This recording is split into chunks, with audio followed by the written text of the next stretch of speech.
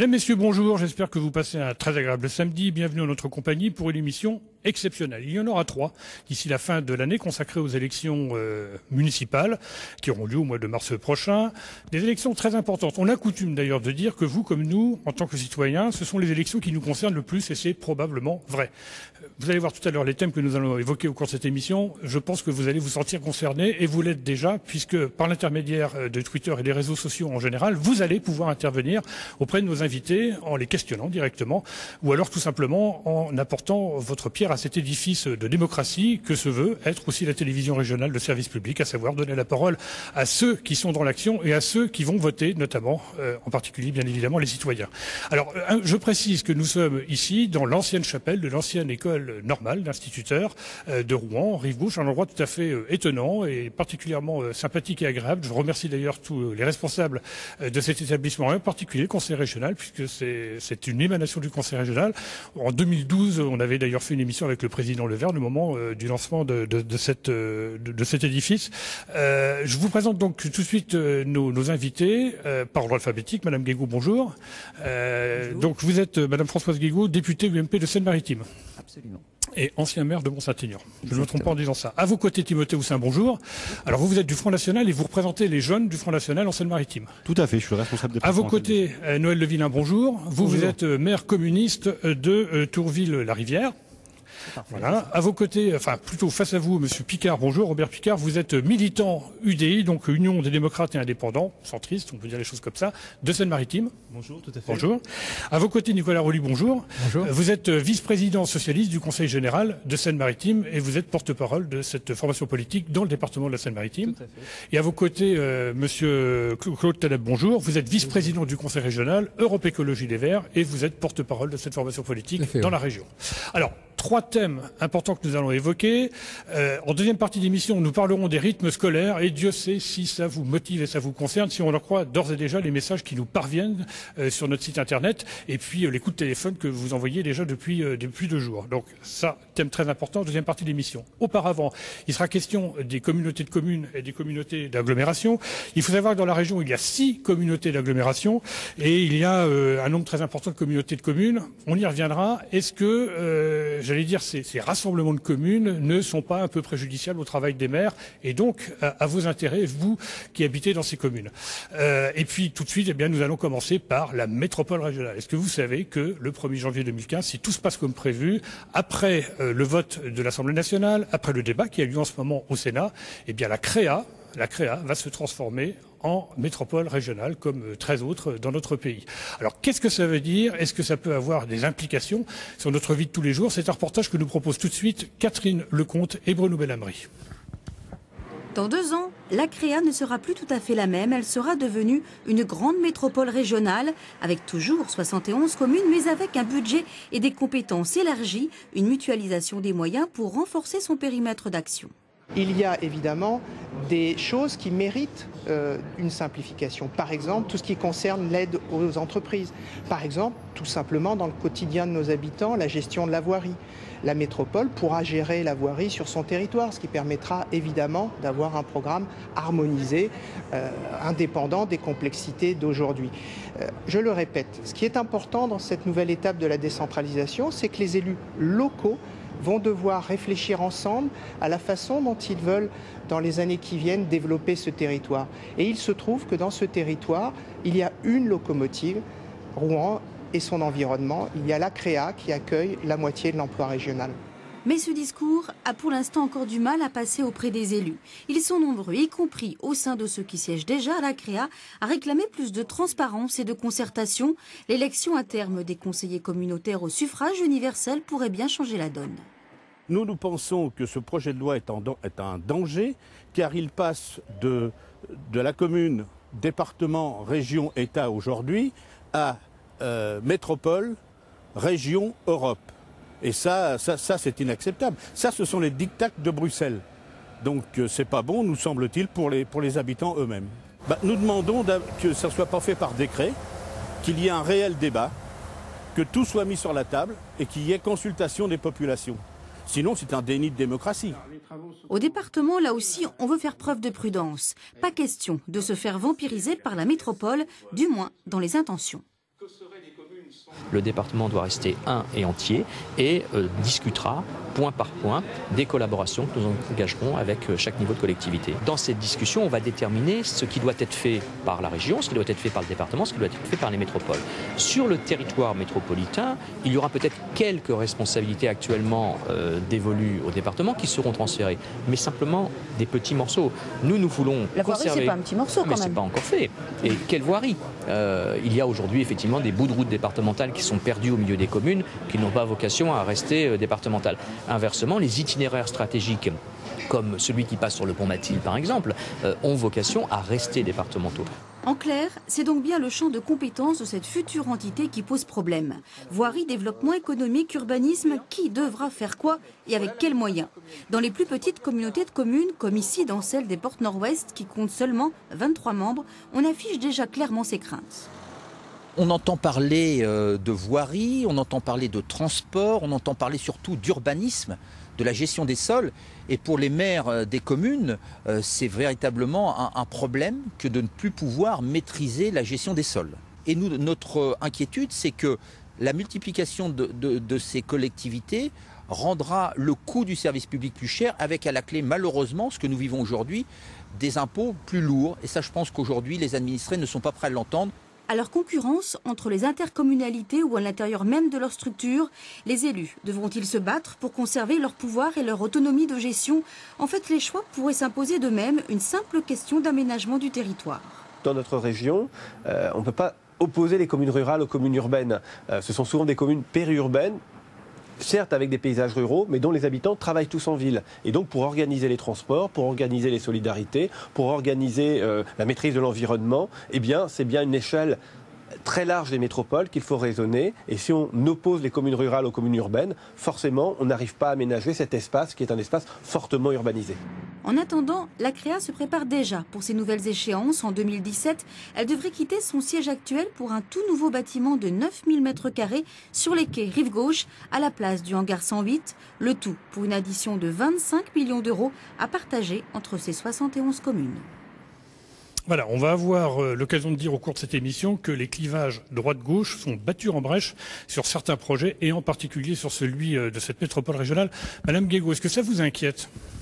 Écoutez, je crois que ce dossier est évidemment un dossier très important. Je pense que si les téléspectateurs ont bien suivi votre reportage, je pense qu'ils ne vont pas être très rassurés à l'issue de ce qui vient d'être dit. On voit bien que les choses ne sont absolument pas claires. On a aujourd'hui constitué un millefeuille territorial qui est très compliqué, qui est évidemment géré bien sûr par beaucoup de fonctionnaires et qui a éloigné beaucoup de décisions de nos concitoyens.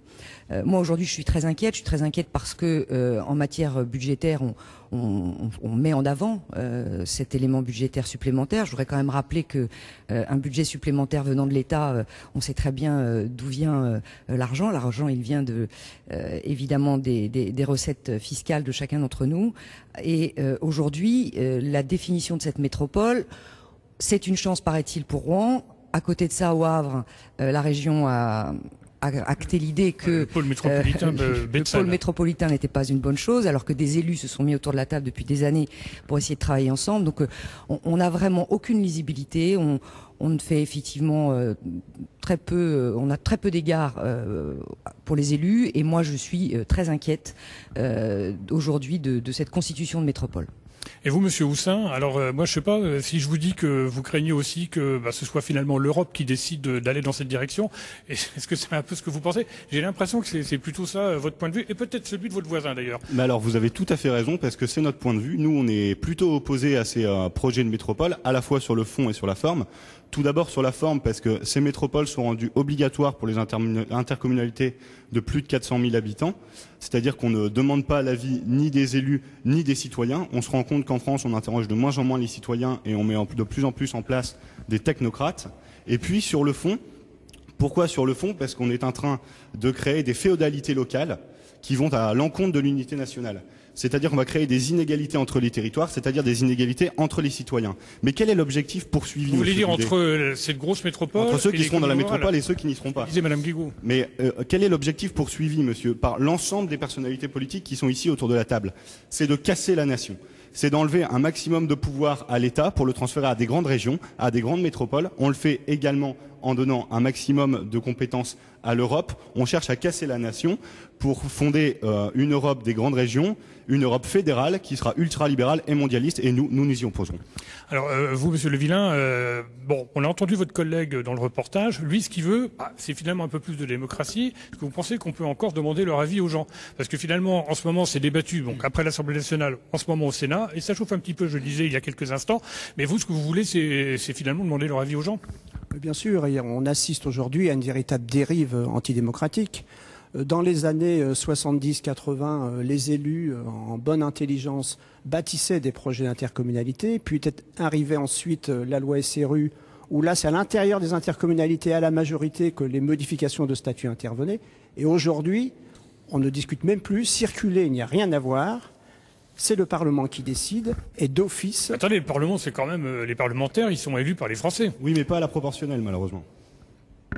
Monsieur Le Villain. Ce sont les élus qui sont mis de côté, les populations sont mises de côté, et voilà, c'est par... on nous donne la date, qui va être le receveur, où va siéger l'agglomération, et puis à telle date, eh bien, nous serons en métropole. Alors, on a cette fâcheuse habitude d'aller un peu vite en besogne, le débat n'est pas complètement terminé. Il faut en parler au conditionnel, mais personnellement et avec mes camarades, nous combattons ce projet de métropole qui est un déni de démocratie et dont l'efficacité reste à être démontrée. Votre point de vue, Monsieur Picard? Oui, mais vous savez, à l'UDI, nous sommes de fervents partisans de la décentralisation. Nous pensons qu'avec la constitution d'acteurs locaux forts... Votre formation est plutôt fédéraliste en même temps. Pardon? Je dis votre formation politique, elle est plutôt fédéraliste dans son histoire. Oui, bien évidemment. Et nous là, vous n'êtes pas d'accord avec votre collègue communiste? Nous faisons confiance au territoire pour apporter aux populations des politiques publiques de qualité et économes dans leurs moyens. Simplement, la constitution de la métropole n'est pas une révolution, c'est un renforcement des compétences de la CREA. Et ce dont nous voulons nous assurer, c'est justement qu'on échappera à la constitution d'un objet non identifié et technocratique et qui fera la place à la fois aux communes et aux populations pour des politiques de qualité et des politiques économes. Et à ce stade, ça n'est pas du tout assuré. Ce sur quoi nous nous battons au plan national, c'est justement pour redonner aux communes, dans le processus de transformation en métropole, voix au chapitre. Nous ne voulons pas de l'automaticité de la transformation de la métropole. Nous voulons que les communes soient consultées et puissent participer à la manière dont ce projet aboutira. Et ce sur quoi nous nous battons également, c'est pour que l'espace communautaire, la CREA, devienne un véritable espace démocratique avec un débat d'idées, avec un lien fort aux populations, ce qui nous semble aujourd'hui pas être le cas. Nous ne voulons pas d'un outil qui soit simplement le moyen d'assouvir la soif des grandeurs de certains. Alors, Monsieur Roulier, j'ai une question là de Briac qui visiblement est très intéressé justement par cette question de métropole. Enfin, une question et en même temps une remarque que j'allais vous faire d'ailleurs.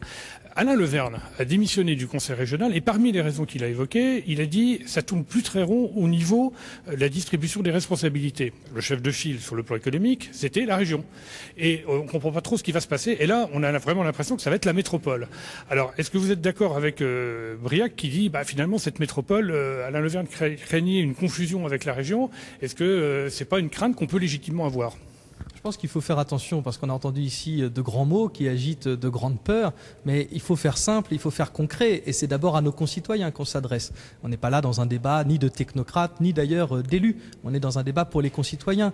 La CREA aujourd'hui, qu'est-ce que c'est ? Rappelons-le, c'est le rassemblement de 2 communautés d'agglomération et de plusieurs communautés de communes ensemble. Là où nous avions 4 ou 5 structures auparavant, nous en avons une aujourd'hui qui est la CREA. Voilà déjà une simplification. Et le fait d'aller vers la métropole, en termes d'objectifs, c'est tout simplement le fait de considérer que le développement d'un territoire passe par le territoire et ses acteurs. Très concrètement pour nos habitants aujourd'hui, le fait d'avoir le métro, c'est le fruit de l'intercommunalité. Le fait d'avoir un Zénith à Rouen, c'est le fruit de l'intercommunalité. Le Théor, c'est le fruit de l'intercommunalité. Et je crois, moi, concrètement, que quand on se regroupe pour être plus fort, on va vers la simplification, on va vers l'efficacité. J'ajoute, s'agissant de la métropole, qu'en effet, le budget qui est annoncé de 50 millions d'euros supplémentaires dans le prochain mandat au profit de la métropole, c'est à la fois un moyen d'action pour les projets que je viens d'évoquer. C'est un moyen aussi de solidarité entre les communes et c'est encore une fois, au final, un moyen de servir nos concitoyens. Voilà de quoi nous parlons et de façon complémentaire avec à la fois la région et le département, ça a été dit dans votre reportage, parce qu'il s'agit justement de pouvoir monter des partenariats efficaces. Quand vous avez la moitié des emplois de la région qui se trouvent sur le territoire de la métropole, vous comprenez que ce qui est bon pour la métropole est bon pour l'ensemble de la région. Mais le risque, est-ce que c'est pas d'attirer les gens vers la métropole parce qu'ils se diront c'est là qu'il y a de l'emploi? Est-ce qu'on ne va pas, en quelque sorte, déséquilibrer d'un point de vue économique la région?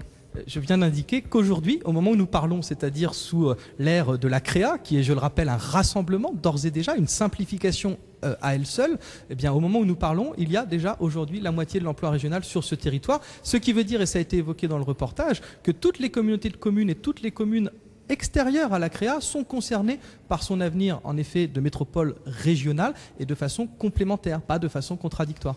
Monsieur Taleb, alors vous êtes plutôt favorable, si je ne m'abuse, à ce projet. Oui, je vais expliquer pourquoi. Je pense que c'est un débat, il serait dommageable qui se résume, qu'on donne l'impression aux téléspectateurs, c'est un débat entre des élus qui ont peur de perdre des parcelles de pouvoir et d'autres qui rêveraient d'en conquérir de nouvelles. C'est évidemment pas de ça dont il s'agit. Ce dont il s'agit, c'est d'efficacité de l'action publique, c'est évidemment aussi de représentation des habitants et de démocratie. Pour ce qui concerne l'efficacité de l'action publique, moi je citerai un exemple. Vous savez que la métropole va être en responsabilité sur l'énergie. Elle va l'être aussi sur la voirie, on pourra en parler parce que c'est un sujet important, et le stationnement par exemple, et puis sur l'urbanisme. Pour parler seulement de l'énergie, donc on ne serait pas étonné que c'est un sujet qui me tient à cœur. On a entendu récemment encore le président de la République fixer l'horizon de réduction des consommations d'énergie à 50% en 2050. On a un schéma régional de l'énergie qui... non, c'est pas pour tout de suite. Si, il faut commencer maintenant, qui nous dit qu'on doit réduire de 20% à l'échelle de 2020.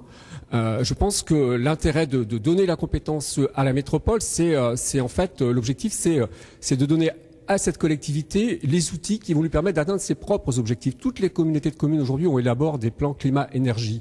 Elles pourront le faire demain à plusieurs conditions.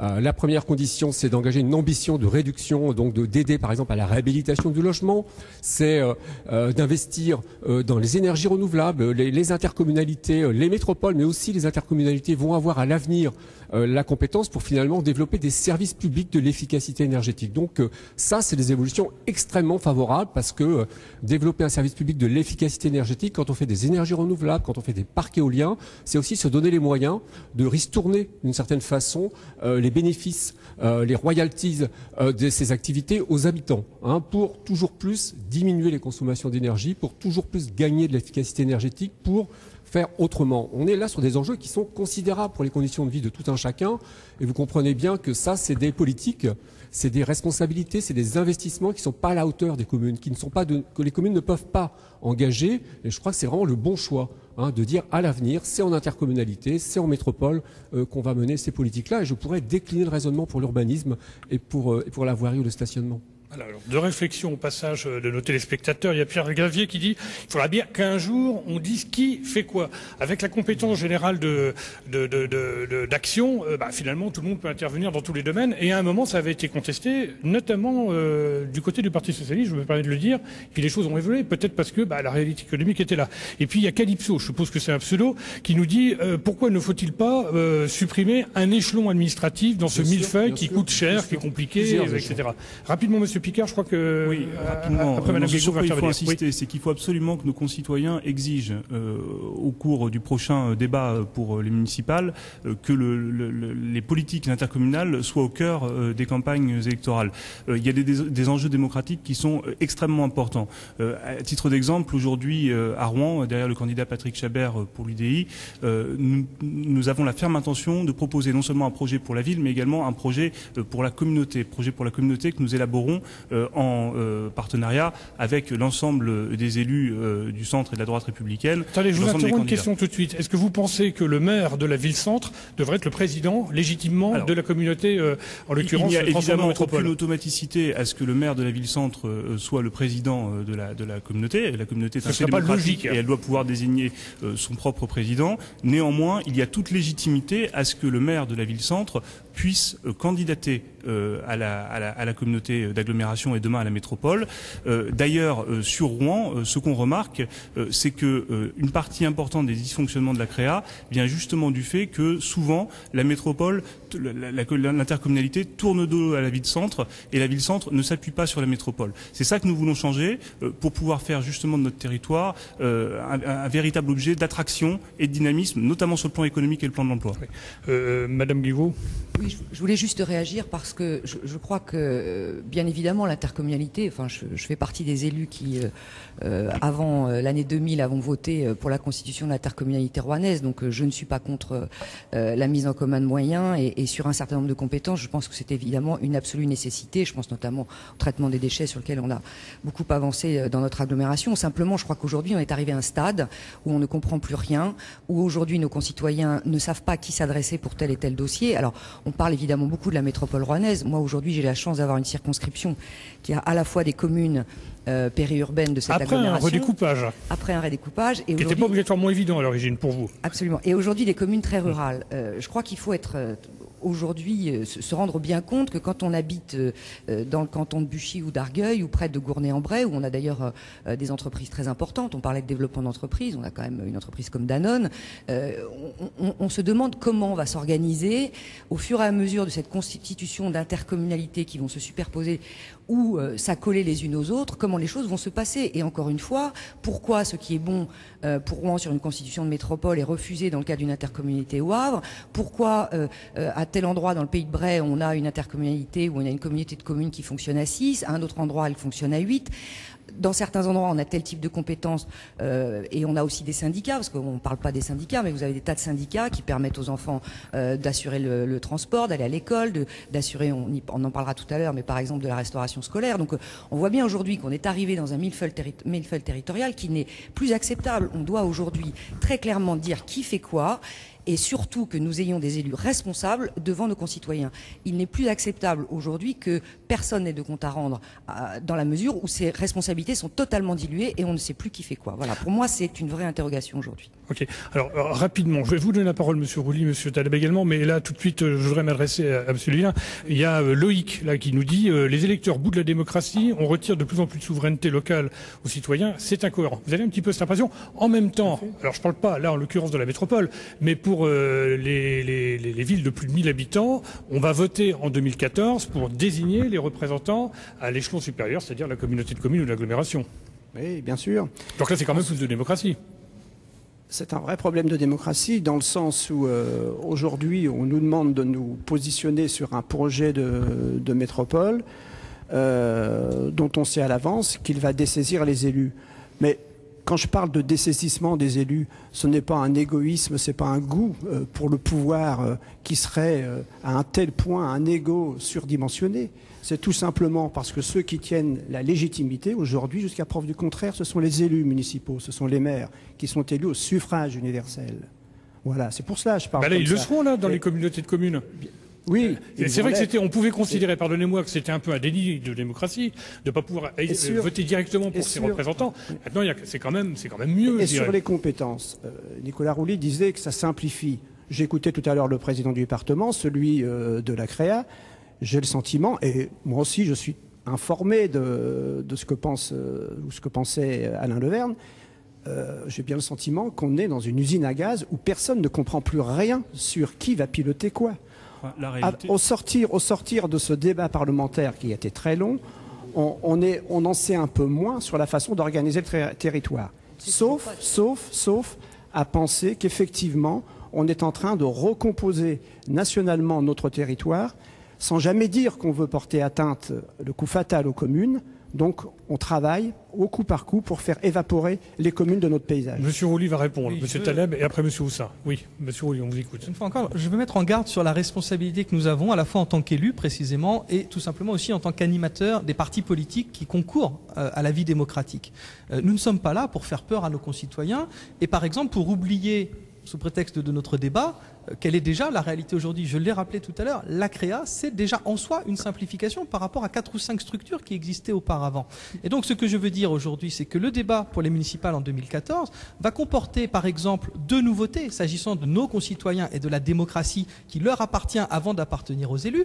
Premièrement, vous l'avez dit, nous allons voter pour les délégués intercommunaux en connaissance de cause. Sur les bulletins de vote figureront le nom des personnes qui représenteront chaque commune dans les intercommunalités. C'est un progrès qui n'est pas suffisant, mais qui est une marche en avant par rapport à la réalité d'aujourd'hui, il faut le souligner. Deuxième élément, puisqu'on parlait tout à l'heure de proportionnel et de représentation des uns et des autres, nous allons aussi, pour la première fois, au moment des élections municipales, avoir des oppositions municipales qui seront représentées dans les intercommunalités, parce que la majorité de gauche à l'Assemblée nationale aujourd'hui a décidé que démocratiquement, il fallait en effet que les élus d'opposition dans les communes puissent participer aussi au débat intercommunal. Voilà 2 exemples très concrets, très positifs, qui vont dans le bon sens, qui bien sûr ne suffiront pas, mais il faut quand même acter, encore une fois, ce qui est concret et ce qui parle à nos concitoyens. Voilà, on peut rappeler quand même que dans l'intercommunalité, en particulier dans la CREA, l'opposition est représentée par les représentants des villes qui sont majoritairement dans l'opposition. Ce que vous voulez dire, c'est que dans tous les cas de figure, il y aura les uns et les autres.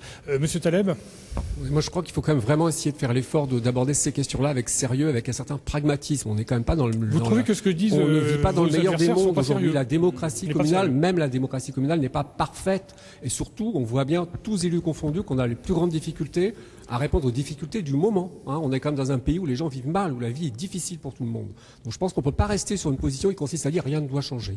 Et donc, très clairement, je vous disais tout à l'heure, je parlais de l'énergie, ça paraît peut-être abstrait encore pour un certain nombre de gens. L'énergie, c'est les réseaux de chaleur, c'est la facture de chauffage pour tout le monde, pour les entreprises, pour les particuliers. Excusez-moi, mais faire ça en intercommunalité, en métropole, c'est un moyen de faire gagner du pouvoir d'achat à tout le monde et de l'efficacité. Sur la question de la prise en compte, de la représentation des habitants, qui est pour moi très importante. Je veux quand même souligner là aussi que les métropoles, en 2020, c'est un amendement qui a été adopté à l'Assemblée nationale, qui était porté par les députés écologistes, les métropoles seront élues, seront issues d'un suffrage universel direct, pour moitié composé de représentants des communes, très probablement les maires, et pour moitié composé d'élus directement à la proportionnelle, ce qui permettra effectivement de représenter toutes les tendances de l'échiquier politique, mais aussi les oppositions, les minorités, parce que je crois aussi qu'on est dans un système démocratique qui est très imparfait, et qu'on gagne une élection à 51%, et quand on a gagné à 51%, les 49%, ils n'ont plus qu'à se taire pendant tout le reste de la mandature. Ça aussi, il faut que ça change, et donc qu'on ne se raconte pas ici qu'on serait dans un système démocratique parfait. Je ne crois pas du tout que ce soit le cas. En même temps, il faut gagner de l'efficacité, il faut réduire le nombre d'échelons, il faut simplifier. Nous, on est partisans de réduire le nombre de collectivités. C'est cette question. Qu'est-ce qu'il faut supprimer d'après vous, Écoutez, le Conseil général, il y a un rapprochement à opérer à terme, évidemment, entre les départements et les régions. Là, on voit bien que là, il y a un échelon. C'est ce que voulait monsieur Non, ce n'est pas ce que vous aviez fait du tout. Vous aviez supprimé des élus, mais pas supprimé les collectivités de les rester. La réalité, c'est que... Il y a monsieur Houssin qui va intervenir. Oui, simplement, rapidement. La réalité, c'est que le gouvernement Ayrault a raté l'acte 3 de la décentralisation, qui devait justement donner de la cohérence et de la lisibilité aux politiques territoriales. L'acte 3 de la décentralisation a été morcelé, on assiste à une loi électorale, ensuite on a une loi sur les métropoles, demain on aura des lois sur les régions, sur les départements, le logement, l'urbanisme qui arrive par-dessus ça, et on perd toute lisibilité, et effectivement il y a aujourd'hui un problème de contrôle démocratique des intercommunalités, et particulièrement au niveau de la métropole de Rouen. Monsieur Houssin. Alors tout d'abord, j'ouvre une parenthèse, je suis quand même très étonné que monsieur Taleb s'inquiète de la facture d'énergie des Français alors qu'il se bat partout pour mettre en place des éoliennes qui nous donnent une électricité 10 fois plus chère que celle des centrales nucléaires. Et puis, on n'a pas répondu à la question de Calypso qui nous demandait s'il fallait supprimer un échelon. Et moi, je voudrais dire que non, absolument pas. Il ne faut pas supprimer d'échelon. Il ne faut pas supprimer, par exemple, le rôle du département, mais il ne faut pas vouloir à tout prix créer des échelons supplémentaires. Parce que, par exemple, Cyril Moreau, des Verts, nous a dit qu'au vu du projet de métropole, il serait peut-être intéressant de supprimer le département. Non, nous pensons que dans le département, il y a à la fois des zones rurales et des zones urbaines. Il faut une égalité entre ces zones, parce que quel va être le rôle du conseiller général au sein de la métropole ? La métropole va prendre un certain nombre de compétences du département et le conseiller général, par exemple, de Rouen. Donc ça sera un demi-conseiller général parce qu'il n'interviendra pas sur les mêmes compétences que les autres ? Non. Nous défendons le modèle commune, département, nation. Nous sommes très en faveur du département et par contre nous aimerions que les élections des conseillers généraux se fassent par liste et à la proportionnelle. Bon, alors ça, on a bien compris. Une chose, une petite parenthèse rapidement. Et là, Madame Guégaud, vous allez nous dire si vous êtes d'accord. Moi, j'ai cru comprendre, mais j'ai peut-être mal compris, en tout cas de ce que disait le président de la CREA, c'est que finalement, vous allez devoir vous mettre autour d'une table pour définir aussi les responsabilités que vous estimez devoir être celles de la métropole. Donc, quelque part, finalement, c'est pas mal ça comme idée, parce que après tout, on peut se dire, on va peut-être vouloir faire ça, ça et ça. Parce que je précise quand même, faut quand même dire les choses comme elles sont, et d'ailleurs, nos téléspectateurs le disent. Quand il y a un problème de voirie, certes c'est la CREA, mais franchement c'est le maire qu'on va voir. Vous n'allez pas me dire le contraire. Et là je rejoins un peu ce que disait aujourd'hui c'est les deux. Tout à l'heure. C'est vrai que ça a une réalité pour beaucoup de gens. Oui, mais quand même, c'est pas faux. Écoutez, juste une petite anecdote. Je suis pas sûr que les choses aient beaucoup changé. Quand j'étais maire de Mont-Saint-Aignan, j'étais évidemment représentante de la ville à la CREA et je participais au bureau. Quand vous passez au bureau à l'époque de l'agglomération rouennaise, de l'agglo, quand vous passez 50 délibérations en 20 minutes, vous m'expliquerez comment les choses peuvent être débattues très largement sur des sujets d'importance. Voilà. Donc je crois qu'il faut quand même être bien conscient aujourd'hui que mettre en place des mises en commun de moyens sur un certain nombre de compétences, encore une fois, oui, 3 fois oui. Simplement, il ne faut pas oublier qu'effectivement les maires, sur la partie d'urbanisme, c'est une chose essentielle, le droit du sol, tout ce qui concerne la définition d'une commune, c'est évidemment aux habitants, vous l'avez dit, qui vont voir leur maire pour ces questions-là, parce que c'est quelque chose qui est absolument essentiel, il faut de la proximité, et cette multiplication et cet éloignement est à mon avis un problème. Enfin, sur le débat démocratique, je voudrais quand même faire une petite remarque, puisque je suis à la commission des lois. Nous avons vu le dossier, par exemple, notamment sur le projet de loi sur le Grand Paris, enfin grande métropole parisienne, qui n'en est plus une d'ailleurs. Nous avons découvert le texte de loi à minuit pour un débat en commission qui démarrait le matin à 9h. Voilà, donc je voudrais quand même qu'on comprenne bien qu'aujourd'hui, en matière d'ouverture de débat, de place de la représentation et notamment de l'opposition en France, ça devient très très compliqué. Donc je ne suis pas sûre que nous ayons dans l'organisation actuelle les moyens d'avoir vraiment une mise en commun de projet. Voilà. Donc je crois qu'il faut vraiment aujourd'hui poser les vraies questions dans le cadre du débat municipal, qu'il y ait une vraie représentation et qu'on éclaircisse ses compétences avant de passer à autre chose. Rapidement, oui, très rapidement, je voudrais juste souligner que ce que dit Mme Guégaud est très juste pour les problématiques de représentation d'opposition. C'est vrai aussi au niveau départemental et régional de la représentation des territoires ruraux. Il faut voir que les évolutions importantes qui sont en cours sur le mode de désignation du conseiller départemental, la place des intercommunalités, etc., la modification du scrutin dans les communes de 1000 à 3500 habitants avec l'instauration d'un scrutin de liste, toutes ces évolutions tendent quand même à aboutir à une sous-représentativité du monde rural. Et aujourd'hui, c'est une question également pour nos concitoyens. Alors, Monsieur Levillain, justement, vous êtes communiste, vous êtes maire d'une commune, j'allais dire, rurbaine. Je ne sais pas si ce terme vous parle. Je pense que oui. Voilà, comme beaucoup de communes d'ailleurs de la grande agglomération rouennaise, des gens qui vivent un peu à la campagne et qui travaillent souvent, comme vous le disiez Monsieur Rouly tout à l'heure, dans l'agglomération rouennaise. Moi, je vais vous dire quelque chose, là, c'est une petite confidence. J'ai entendu quelqu'un qui joue un rôle important actuellement au Conseil régional, pendant une réunion du Club Élan, dire, de toute façon, les métropoles régionales, à terme, c'est la mort des départements. Et c'est une personnalité socialiste, je ne cite pas son nom mais vous l'aurez reconnu aisément. Est-ce que, effectivement, comme le disent certains de nos téléspectateurs, de toute façon, à moyen, à court terme, il n'y a pas un échelon qui est condamné? Et lequel? Moi je suis pour le maintien des échelons par conservatisme, Claude Taleb, du tout. C'est une boutade, bien sûr.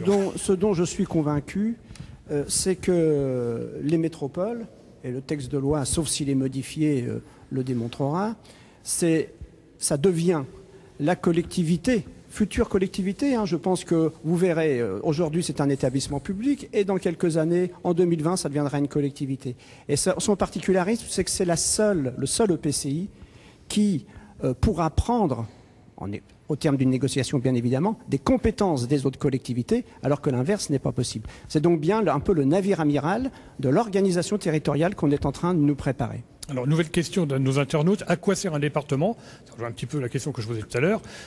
C'est pas mon point de vue, c'est celui des internautes. Dès lors que les grosses agglos se transforment en métropole. Si vous permettez au vice-président du département de répondre à cette question, défendez le département, monsieur. Nous avons un sentiment. D'abord, je veux insister, je l'ai dit tout à l'heure, sur le fait que l'émergence de la métropole ne doit pas résumer l'ensemble du débat territorial, parce que c'est important, on l'a dit, mais précisément, il reste à la fois d'autres structures et puis surtout d'autres territoires et d'autres populations, ça a été dit à l'instant. Et deuxièmement, l'émergence de la métropole ne met pas en cause, loin s'en faut, le rôle positif que peut être celui du département ou celui de la région. Nous avons, dans les discussions en cours au Parlement, des débats sur la notion de chef de file. Vous avez parlé tout à l'heure du chef de file en matière économique, qui est évidemment la région, en lien, ça va rester, ça. En lien Oui. avec les intercommunalités, parmi lesquelles les métropoles.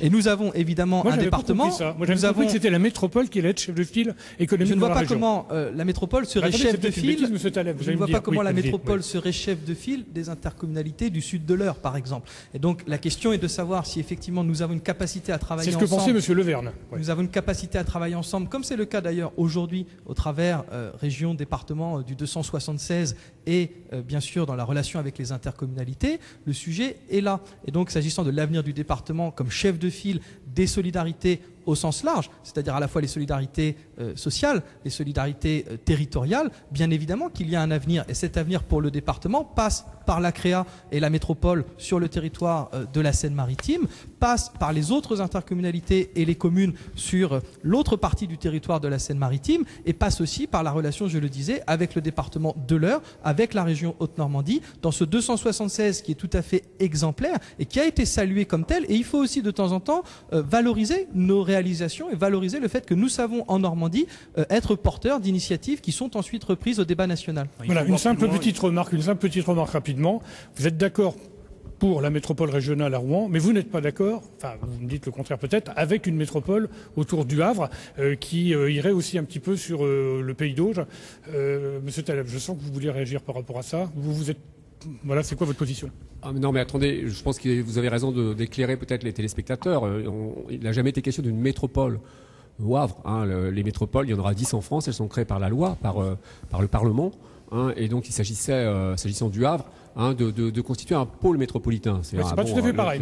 Les mots abusent de quelque part l'esprit est le même. Écoutez, non, l'esprit, on ne parle pas d'esprit, on parle d'action, si vous permettez. Donc on ne peut pas comparer un pôle métropolitain dans lequel effectivement un certain nombre de collectivités se regroupent pour parler ensemble, qui n'est doté d'aucun budget, qui n'est doté d'aucune compétence par la loi, donc d'aucune responsabilité, et puis la métropole dont on vient de parler. Et vous savez aussi que alors c'est quand même paradoxal que ceux qui disent le débat est compliqué, les citoyens sont pas assez éclairés, contribuent eux-mêmes à mettre du brouillard dans la tête de tout le monde en venant nous parler d'un pôle métropolitain, en venant nous proposer de constituer un pôle métropolitain au moment où on met en place la loi sur les métropoles. On voudrait faire en sorte que plus personne n'y comprenne rien, qu'on ferait pas autrement. Donc franchement, là, je pense qu'il faut être sérieux et pas comparer des choses comparables et pas des choses qui n'ont rien à voir entre elles. Dans un cas, c'est un projet qui relève depuis très longtemps d'un travail justement de mise autour d'une table d'élus qui ont pris l'habitude de travailler ensemble depuis plus de 10 ans et qui ont un vrai projet de constitution de territoire. Voilà, je crois que c'est évidemment, ça doit effectivement faire peur en matière de pouvoir aujourd'hui à la majorité. En tout cas, ce qui est clair, c'est que ce pôle métropolitain a été travaillé parce qu'ils ont évidemment mis sur la table depuis très longtemps quelles étaient les compétences sur lesquelles ils pouvaient mettre en commun des moyens. Et dans ce cas-là, la région décide que fin de non-recevoir, sans aucun débat, puisqu'en plus, je vous le rappelle quand même, pour le refus de ce dossier du pôle métropolitain, il n'a pas été fait en séance publique à la région. Voilà. Donc, si on nous parle de démocratie et d'échange autour d'une table, je crois que là, on a l'exemple précis de ce qu'on est capable de faire dans cette région Haute-Normandie. Et on nous explique que dans le cadre de la métropole, les choses vont se passer dans le meilleur des mondes. En 2 mots. Un tac au tac, on est vraiment dans des chamailleries qui font que les citoyens vont détester de plus en plus la politique. C'est vraiment pas sérieux de dire des choses comme ça. Premièrement, la région n'a rien décidé. Elle n'avait pas le pouvoir de décider. Donc elle n'a rien décidé. Qui a dit, elle a donné un avis. La région a donné un avis. Excusez-moi, un avis, une décision, c'est pas la même chose. Premièrement. Deuxièmement, les élus peuvent travailler ensemble. Ils ont bien raison. Les élus locaux, on ne peut que les encourager à travailler ensemble, mais qu'ils ne disent pas aux habitants qu'ils sont en train de constituer une métropole, parce que ça, pardonnez-moi, c'est inexact. Voilà, Monsieur Goudet, vous posez la question de l'évolution du département. Je crois qu'il faut aussi poser celle de l'évolution de la région. La question qui est posée par les métropolisations et les intercommunalités, c'est également de savoir si on doit continuer à fonctionner avec 2 régions Normandie et si la bonne taille pour être un acteur sur la scène internationale, c'est pas la réunification. D'accord, ok. Est-ce que vous me permettez une observation? Parce qu'il faut faire attention toujours au tout ou rien qui aboutit à rien. C'est-à-dire que là, le sujet, c'est la métropole. Autour de ce sujet, on est en train de parler de fusion des régions. C'est le sujet qu'on nous ressort régulièrement, qui n'a pas beaucoup avancé. On est en train de parler de la suppression de tel ou tel échelon. Moi, je dis simplement, chiche, faisons la métropole. En termes de simplification, je le répète, la CREA est en soi une simplification parce qu'elle est la fusion de plusieurs structures. Faisons la métropole. Et les autres débats que vous évoquez viendront effectivement en temps utile. Mais n'allons pas nier la réalité des avancées qui sont là aujourd'hui avec la métropole, sous prétexte qu'il y aurait d'autres débats à avoir, effectivement, sur d'autres sujets. Le sujet, c'est la métropole. Faisons-la. D'accord. Alors, on va passer. On a parlé d'ailleurs, j'allais dire concomitamment et dans le prolongement de ce débat sur la métropole, de l'intercommunalité en général, des forces, des faiblesses. Mais là, il faut absolument qu'on passe au sujet des rythmes scolaires. Alors, c'est un thème qui vous motive énormément, si on en croit toutes les questions, toutes les réactions que nous avons. Les coups de téléphone aussi de gens qui voulaient participer, mais c'était pas possible. En revanche, vous pouvez toujours poser vos questions par l'intermédiaire d'Internet. Alors, on va faire un rapide tour de table. Est-ce que cette réforme est bien ou pas bien, ou est-ce qu'elle est un peu trop j'allais dire, est-ce qu'il n'aurait pas fallu attendre un petit peu? Madame Guégaud. Alors, réforme, déjà, je voudrais quand même bien expliquer à tous nos téléspectateurs qu'il s'agit d'un décret, donc il n'y a pas eu de débat, ce n'est pas une loi qui a été votée par le Parlement, je crois que c'est un élément essentiel, c'est un décret du ministère, comme beaucoup de questions, ce qui concerne l'éducation nationale. Deuxièmement, les rythmes scolaires, ça n'est pas les rythmes de l'enfant. Ça aussi, c'est un élément essentiel, c'est-à-dire c'est pas parce qu'on va changer quelques heures dans la journée ou dans l'étalement de la semaine qu'on va réellement s'attaquer... La droite était favorable à un changement des rythmes scolaires, avec M. Châtel notamment. Alors, ça change toutes les semaines, donc c'est un peu compliqué. La difficulté aujourd'hui, c'est de réfléchir sur la journée complète de l'enfant. L'enfant, il y a les rythmes scolaires, c'est une chose, il y a l'école, il y a l'avant, il y a l'après-école. Encore une fois, aujourd'hui, quand vous habitez à la campagne et que votre enfant est scolarisé dans une petite école, ça n'est pas du tout la même chose que d'être dans une grande ville comme Rouen ou Paris. Or, moi, je dis depuis le début que cette réforme, entre guillemets, est une réforme qui est très inégalitaire et que nous allons créer aujourd'hui un système qui va être lié évidemment au budget que seront capables de mettre les communes. On sait très bien aujourd'hui quel est l'état des finances publiques, ce qui veut dire que ce que voit aujourd'hui la majorité des parents, c'est que cette réforme, elle se traduit par quoi? Elle se traduit par une désorganisation pour les enfants, mais surtout des enfants qui restent plus longtemps dans la cour de récréation, sur lequel, dans certains emplois du temps comme à Rouen, on a affiché 3/4 d'heure pour faire le goûter. Donc on est aujourd'hui dans une réforme qui n'en est pas une. On a voulu travailler sur l'idée qui est évidemment louable, sur lequel on a été beaucoup ici en Seine-Maritime à travailler, notamment dans le cadre de la conférence sur les rythmes scolaires. D'ailleurs, Catherine Morin-Desailly s'était beaucoup investie là-dessus. On a eu des débats avec le recteur. Donc c'est un sujet sur lequel nous sommes beaucoup à être très sensibles. Mais encore une fois, ce débat a été fait sans aucune concertation avec les élus locaux et sans tenir compte de la réalité de terrain que vivent toutes les communes aujourd'hui. Alors, on va faire une petite pause en images, si vous le voulez bien, pour voir comment ça se passe concrètement dans une commune. En l'occurrence, Sotteville-les-Rouen, donc dans l'agglomération, au sein de la CREA. Monsieur Rouly, donc voilà, on est dans l'agglomération rouennaise. On regarde comment ça se passe en compagnie de Julie Olette et d'Emmanuel Partouche. Et juste après, j'aurai une question d'un internaute. Une rentrée sous tension puisque les parents d'élèves regroupés en collectif avaient perdu au tribunal administratif où ils demandaient le report de la réforme. Pour compenser les 3/4 d'heure de cours en moins par jour, la ville a décidé de rallonger la pause midi d'1/4 d'heure, soit 2h15, et de proposer une récréation d'une demi-heure à la fin des cours. Et c'est sur la pause du midi que la ville a développé des activités périscolaires, un choix que contestent les parents. On conteste que ce soit sur le temps du midi parce que du coup les enfants doivent manger à la cantine, payer la cantine et donc les enfants externes n'y ont pas accès du tout. Alors que si c'était sur le temps du soir, ce serait ouvert à tous les enfants.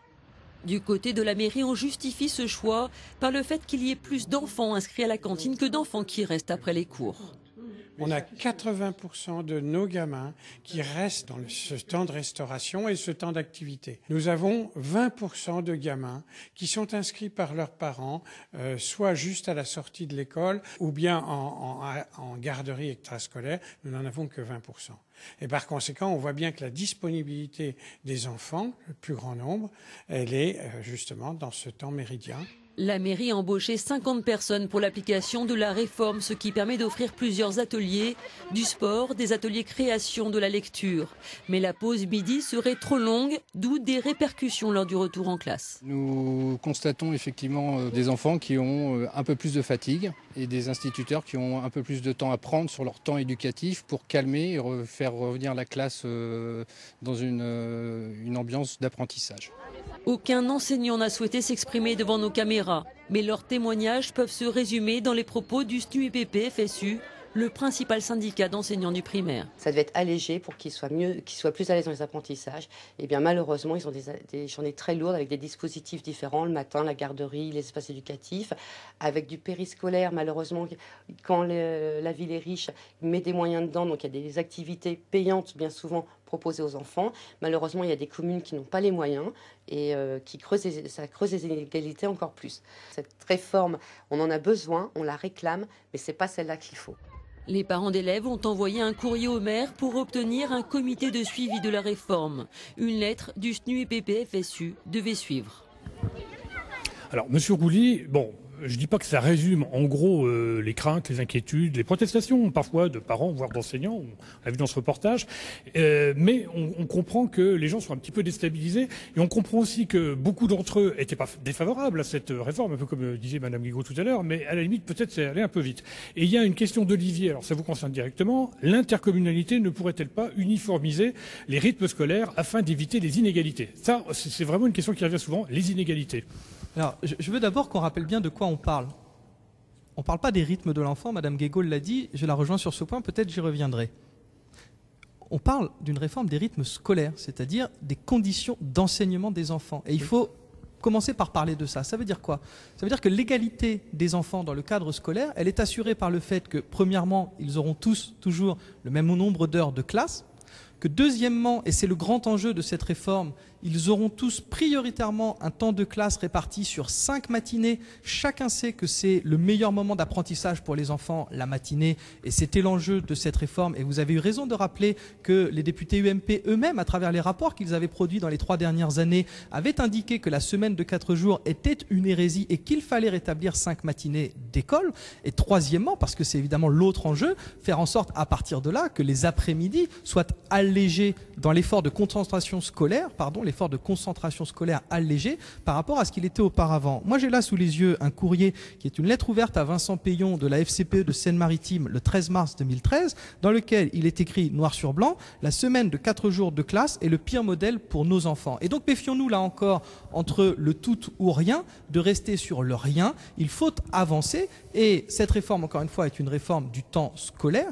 Elle a, à partir de là, des implications sur le temps libéré que l'on appelle le temps périscolaire. Et ce temps libéré est un temps qui est partagé, c'est sans doute ce que voulait dire Madame Guégaud en évoquant le temps de l'enfant, entre la famille, les collectivités, le monde associatif et l'ensemble, en vérité, des adultes qui sont amenés à s'occuper des enfants. À partir de là, vous l'avez dit, des communes ont mis en place un certain nombre de dispositifs sur ce temps périscolaire. Les dispositifs ne sont pas les mêmes parce que les réalités locales ne sont pas les mêmes et on ne peut pas, dans le premier temps de notre débat, venir dire que les communes sont en train de perdre leur pouvoir et que c'est effrayant et en même temps venir penser que dans chaque commune, en effet, l'organisation pourrait être la même. Ça n'est pas le cas sur ce temps périscolaire, comme ça n'a jamais été le cas en matière d'éducation en France, puisque l'école communale depuis le 19e siècle n'est pas la même d'une commune à l'autre. Alors, si je peux me permettre, on va essayer d'être concret. C'est pas que vous ne l'avez pas été, Monsieur Rouly, mais en l'occurrence, par rapport aux questions que nous posent les gens, alors là, on est dans le concret. Alors déjà, il y en a, bon, ça c'est une question, elle est plus politique, c'est Guillaume qui dit, mais pourquoi aucun maire socialiste ne dit pas ouvertement qu'il regrette d'avoir fait appliquer cette réforme dès maintenant? Est-ce que c'est pas un peu le fond du problème?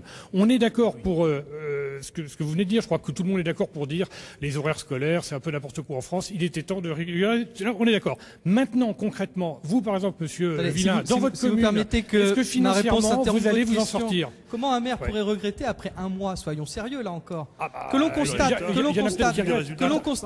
constate en un mois des difficultés objectives et que l'on s'y intéresse de façon pragmatique et dans l'intérêt des enfants, c'est la moindre des choses. Et c'est l'effort quotidien que font tous les élus, y compris les élus communistes, puisque M. Le Villain, qui est ici présent et qui n'est pas socialiste, a lui aussi mis en œuvre cette réforme. Voilà. Alors on vous écoute, M. Le Villain. Oui. C'est vrai, je ne suis pas socialiste et j'ai mis en œuvre les rythmes scolaires dès cette rentrée. Bon, tout simplement parce qu'on ne pouvait pas continuer à être champion d'Europe de la journée la plus longue. Ça, on a bien compris. Mais concrètement. Mais ce à quoi on se heurte aujourd'hui, y compris dans ma commune, un certain nombre d'incompréhensions, c'est que le temps du débat n'a pas existé. Les enseignants sont très frustrés de la chose. Les associations de parents d'élèves le sont tout autant. Et puis, l'autre fait, c'est que la loi est complètement incomplète. On a réglé le problème de la journée scolaire, on a réglé celui de la journée, le rythme de l'enfant. On reviendra tout à l'heure sur ce qu'est la journée de l'enfant, qui est bien plus longue que celle du rythme scolaire, bien évidemment.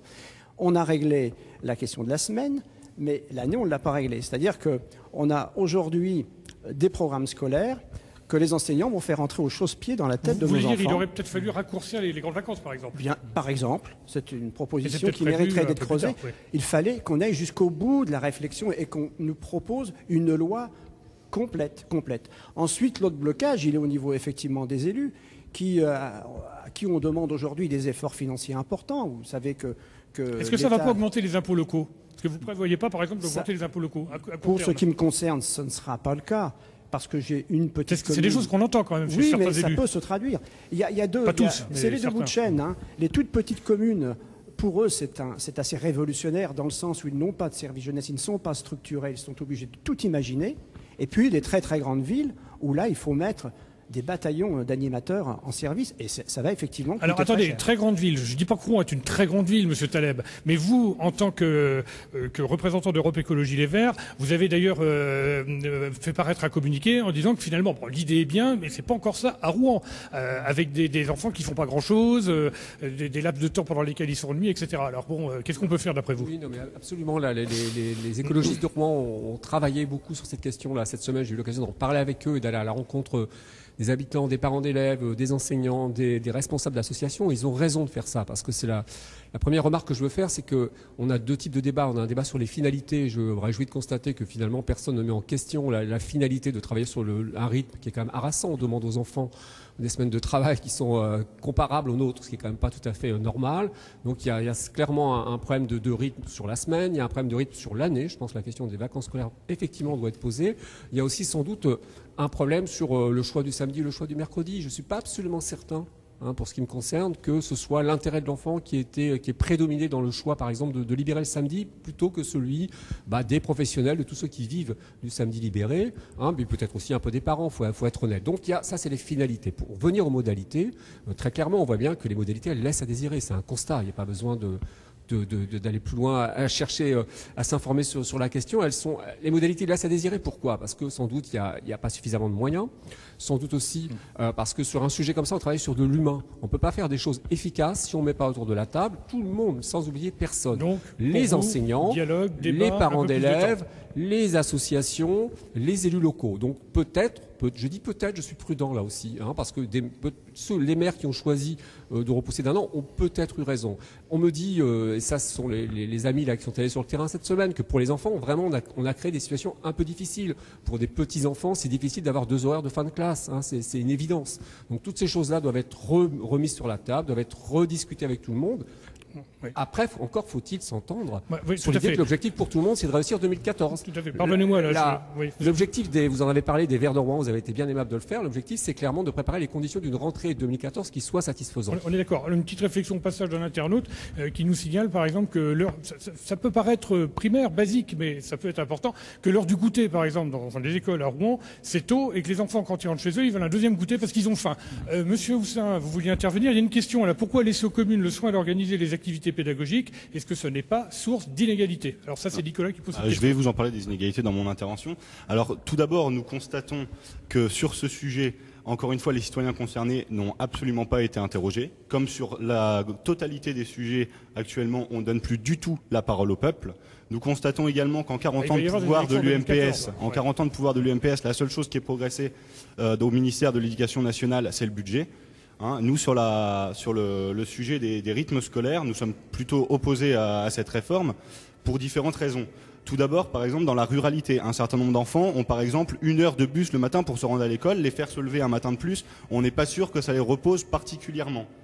Ensuite, il y a le coût. Il faut voir que l'Association des maires de France a quand même estimé que le coût de cette réforme pour les contribuables français était quand même de 600 millions d'euros par an. C'est assez important. Donc vous pensez qu'il va y avoir une augmentation des impôts? Et puis, par ailleurs, autre chose pour l'enfant, pour par les ailleurs, enfants, pour l'avenir, laissez-moi pour finir. l'éducation.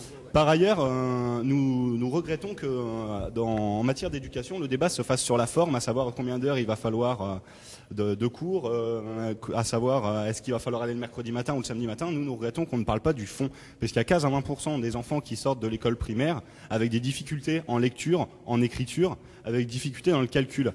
Et l'ascenseur social, il ne marche que si l'école primaire, l'école de la République, donne à chacun ses fondamentaux. Alors, attendez, et c'est pour ça que Marine Le Pen, par exemple, propose 2 heures de cours de français en plus par semaine, et non des activités de ludique, de pâte à modeler et de cours sportifs. Et puis les inégalités également. Oui. On l'a vu en fonction des communes, c'est la commune qui paiera les activités périscolaires. Si la commune est riche, il y aura de bonnes activités. Si elle est moins riche, il y en aura de moins bonnes, ça crée encore des inégalités. Une question rapidement, Monsieur Picard. Il y a aussi des gens qui s'interrogent sur le fait que mercredi, samedi par exemple, il y a beaucoup de familles avec des parents divorcés. C'est pas la même chose de, entre guillemets, passez-moi l'expression, récupérer son enfant le vendredi soir ou le samedi après les activités samedi midi. Est-ce que c'est pas aussi un problème? Non, mais ce débat sur le mercredi et le samedi est assez emblématique de la manière dont la réforme a été menée, parce que c'est assez amusant autour de cette table, c'est qu'il y a, à l'exception du Front National, un consensus sur l'utilité et la nécessité d'une réforme du temps de l'enfant. Simplement, moi, ce que j'observe, c'est qu'il n'y a que le représentant du Parti socialiste pour défendre l'idée que la réforme a été appliquée dans de bonnes conditions. C'est la moindre des choses, quand même. Voilà. Évidemment, on n'en est pas moins de sa part. J'ai simplement défendu l'idée qu'en un mois, on ne peut pas tirer un bilan qui reviendrait à dire retournons en arrière. J'ai simplement indiqué qu'il faut être pragmatique et ne pas prendre les enfants en otage d'un débat politicien. La vérité, c'est qu'il n'y a pas eu du tout de pragmatisme dans cette affaire. Ce qui s'est passé, c'est que le ministre Payon a voulu faire un coup sur une application ultra rapide de la réforme et que dans un certain nombre de nos communes, pas toutes, même des mairies de gauche de grande taille, on pense à Lyon par exemple, ont différé la réforme, mais dans un certain nombre de mairies, dont pour notre malheur celle de Rouen, on a décidé d'appliquer par soumission gouvernementale la réforme à rythme forcé, sans la concertation nécessaire avec les associations, sans la concertation nécessaire avec les parents. Et aujourd'hui, on a un système qui ne fonctionne pas, qu'il va falloir reprendre. La sénatrice Catherine Morin-Desailly a réclamé, dans le cadre des questions d'actualité la semaine dernière, de la souplesse dans la mise en place de la réforme, de faire de 2014 une véritable année d'expérimentation pour tirer des enseignements justement qui permettent de reprendre les choses. Et nous savons au niveau du débat dans le cadre des futures municipales qu'un des enjeux justement de la future majorité, ça sera réellement de reprendre l'évaluation complète du dispositif et de trouver des solutions intelligentes qui ne devront pas tout bouleverser, mais il y a beaucoup à reconstruire. On arrive à la fin de la première partie de cette émission. Rapidement. Il faut savoir que dans la région, cette réforme concerne en gros un quart des enfants. Ça, c'est la première chose. Donc, est-ce qu'on n'est pas déjà un peu dans l'expérimentation? Et là, il y a une question sur notre réseau. Là, pourquoi pas faire voter les parents partout, comme à Côte-Bec-en-Caux? Alors, si vous permettez, il faut quand même voir de quoi on parle. On parle effectivement d'éducation nationale, on parle de temps scolaire, on parle des enfants. Et à un moment donné, la réforme des rythmes scolaires s'inscrit dans un ensemble. Dans le même temps, la majorité de gauche à l'Assemblée nationale a voté une loi, n'en déplaise à Mme Guégaud, qui ne l'a peut-être pas vu passer, mais il y a bien une loi de refondation de l'école qui a été votée, une loi de refondation de l'école qui prévoit la création de nouveaux postes d'enseignants, qui prévoit de rétablir la formation des enseignants et qui prévoit aussi un fonds d'amorçage pour accompagner financièrement la réforme des rythmes scolaires. Ce qui veut dire que quand on parle de ce sujet-là, encore une fois, il faut savoir de quoi l'on parle et le fond, il est présent, y compris la refonte des programmes qui est évidemment à l'ordre du jour, y compris la réflexion sur les temps de vacances, puisque vous vous souvenez que le ministre lui-même avait écrit sur ce sujet dans un livre qui est paru l'année dernière. Et donc ne faisons pas croire à nos concitoyens que nous passons du jour à la nuit, puisque, encore une fois, la situation actuelle pour la plupart des enfants, vous l'avez dit, c'est la semaine de 4 jours. La semaine de 4 jours, tout le monde dit que c'est une hérésie. Et donc, en effet, l'enjeu, il est de réussir le changement. Et réussir le changement, ça ne veut pas dire qu'au bout d'un mois, tout est parfait. Mais ça ne veut pas dire non plus qu'au bout d'un mois, il faut tout arrêter. Soyons pragmatiques, travaillons dans l'intérêt de l'enfant. Voilà, 30 secondes, Monsieur Taleb. Est-ce que les fonds d'amorçage vont être pérennisés? Ça aussi, c'est une question qui est posée. Est-ce que l'argent qui a été donné pour lancer cette expérience, qui sera peut-être pas qu'une expérience, finalement, va être reconduit? C'est souhaitable. Enfin, si vous permettez quand même, je pense que il est un peu tôt pour distribuer les bons points et les mauvais points. Je pense aussi que l'expérimentation, elle se fait quand même aujourd'hui à grande échelle. Il faudra évaluer effectivement ce qui s'est passé, échanger. L'autre question que je veux poser, c'est répondre peut-être à l'internaute qui demande pourquoi pas faire voter les parents d'élèves. C'est en apparence une bonne idée. Je crains que ce soit insuffisant parce qu'encore une fois, pour prendre les bonnes décisions en la matière, il faut écouter les chronobiologistes, par exemple, qui nous disent que le samedi, c'est pas le meilleur moment à libérer. Ouais. Il faut écouter les parents d'élèves, il faut écouter les enseignants, il faut écouter les associations. Demander l'avis des parents d'élèves, c'est quand même une très bonne idée. Voilà. Maintenant, attendez.